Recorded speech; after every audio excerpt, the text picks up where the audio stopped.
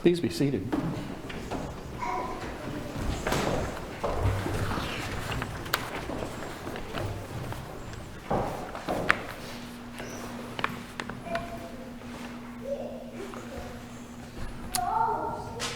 Well, that was a bit of a narrative. Congratulations, you were here on the day in the liturgical year in which we have the longest gospel story of all the 3-year lectionary.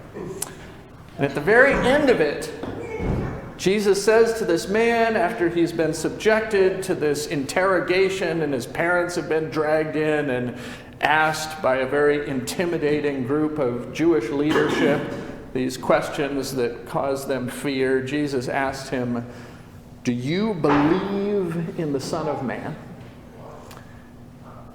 And I want to really laser down on that word believe, because for us, usually, it has a lighter meaning than it does in the way that Jesus is asking this question.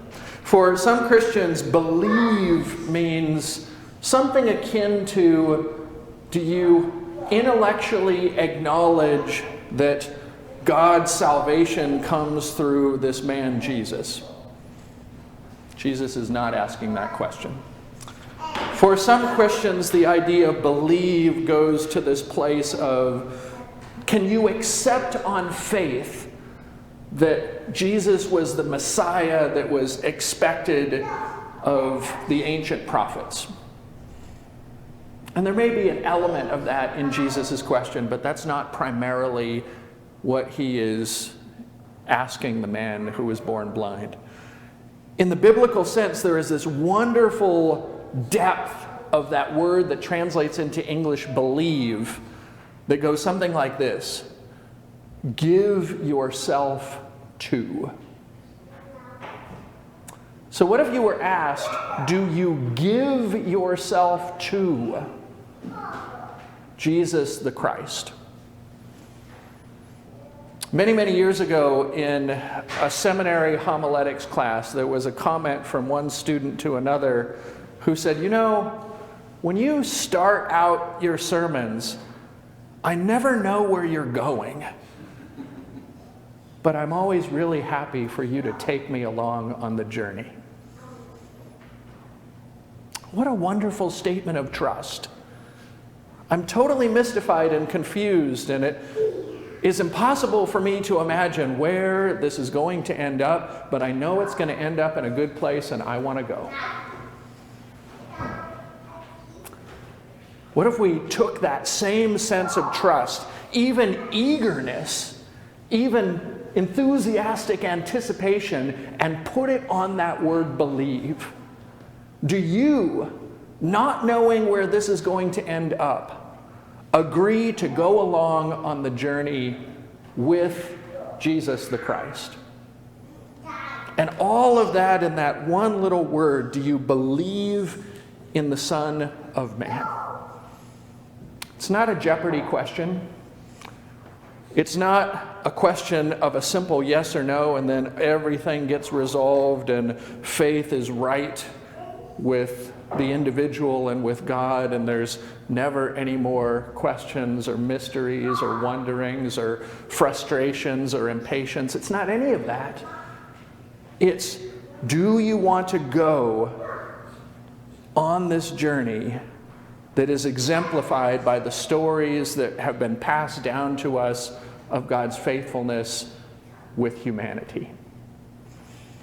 And so if we imagine it from that context, then we come back into all of this tortured, skeptical challenge that happens between the Jewish leadership. And just as a really quick sidebar, because tomorrow night I hope that some of you are planning to come over to Congregation B'nai Israel for the event that they are having on anti-Semitism in our time. And one of the ways in which Christians sometimes fall into that trap is when we hear in the gospel, the Jews. And it becomes this global label for those bad people who were against Jesus. And so just as a quick aside, we understand that when the Gospel of John says the Jews, it's the Jewish leadership that were antagonistic towards Jesus at that time. But if you were there, you would have witnessed these people in a position of authority who were threatened and felt insecure by this thing that had happened that they did not understand, and furthermore, that they did not want to believe. What if the comment, instead of, "I don't know where you're going, but I'm happy for you to take me there," was, "I don't know where you're going, and I have no desire to be any part of that with you"? That's what the Jewish leadership was saying in their questions. How did this happen? Who are you?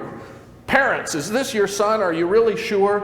And it makes us think of the difference between those relationships that we have in which we need to be on guard, in which the starting place is mistrust, and so we're constantly looking for the ways in which we're going to be duped or taken advantage of or made to look silly, and the relationships we have with the people in whom we put ourselves into their embrace and we say, "I want to go with you.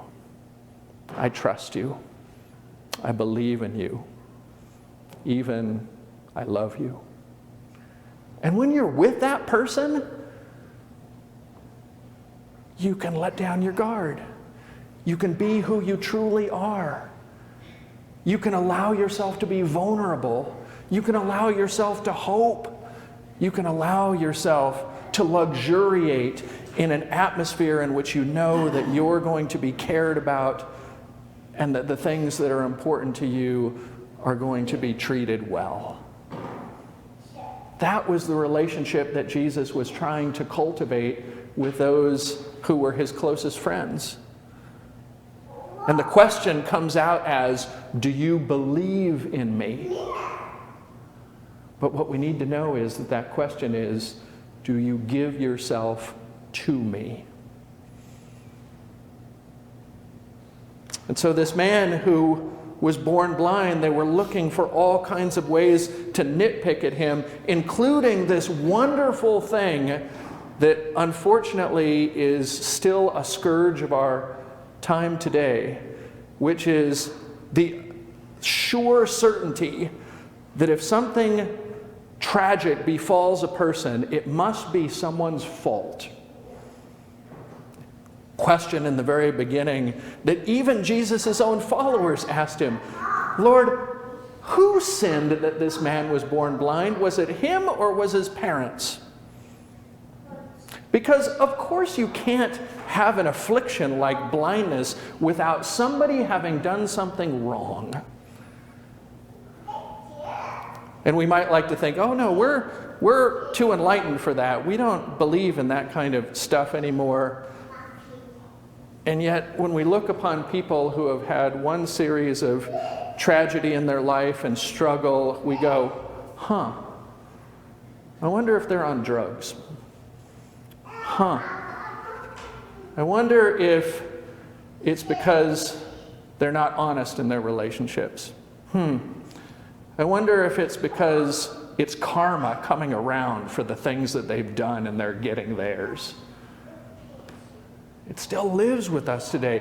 Who is responsible for this? This person or somebody related to them? Because if we can lay blame on the situation, then we can wrap it up nice and neatly in a bow and we can steer clear of them, because you know that you don't go near those places where there's chaos and there's problems, and then you'll be okay. And Jesus waded right into the middle of that. And he said, "Nope. We're not playing that game. Nope, we're going to be part of the healing." And the Jewish leaders, they couldn't get past it. They couldn't put themselves into the hands of Jesus and acknowledge that something wonderful had happened for this man that they might be able to participate into. And so he says those delightful words while they are interrogating him. He says, "This is an astonishing thing. You do not know where he comes from, and yet he opened my eyes." If this man were not from God, he could do nothing. And that really ticks him off. Are you trying to teach us? They say in response. Because sometimes the truth stabs in a particularly uncomfortable and inconvenient way. And they are the authorities, but they're asking him, what do you think happened? That's kind of weird, huh?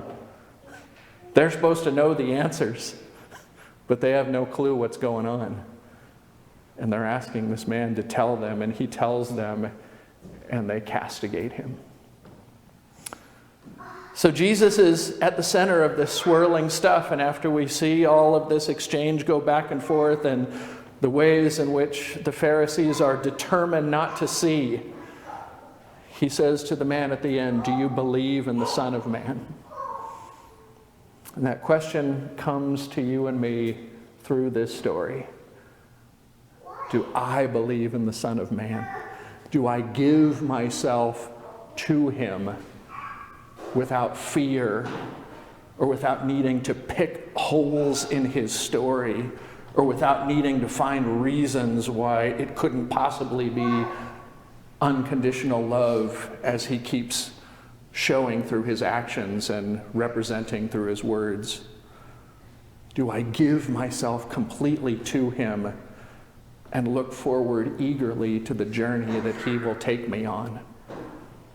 Do you give yourself completely to him, not knowing exactly where life will lead you, but in the trust that if you are with God, that you will always be provided for? And though this is a healing story in which something miraculous happens and blindness suddenly turns into sight, the greater miracle is the ones who were able to say, yes, Lord, I believe. Not believe in my head, not believe because I want salvation at the end of my life or after my life, but yes, Lord, I believe right now. And I want you to take me with you on this journey that I don't know exactly where it will go, but I know will be a good one. There is this colloquial saying that we are well familiar with, the blind leading the blind. But in this case, what we very clearly see is somebody who was blind having a sight that transcends those who were supposedly sighted. May we have the same depth of faith to be similarly blind as this man, so that we may also profoundly see and give ourselves into the care and the trust of Jesus, our shepherd. Amen.